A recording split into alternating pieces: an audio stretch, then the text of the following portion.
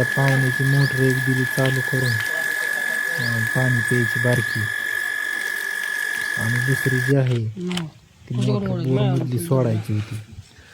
मित्रांनो आम्ही बोरगावला आलो, केबल फाकून उडती बा.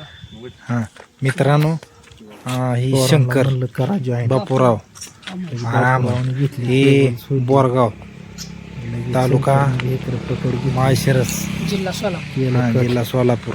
वायर इथं येऊन मोटर सोडते ती, त्यांनी जॉईंटच्या तयारीत राहिली.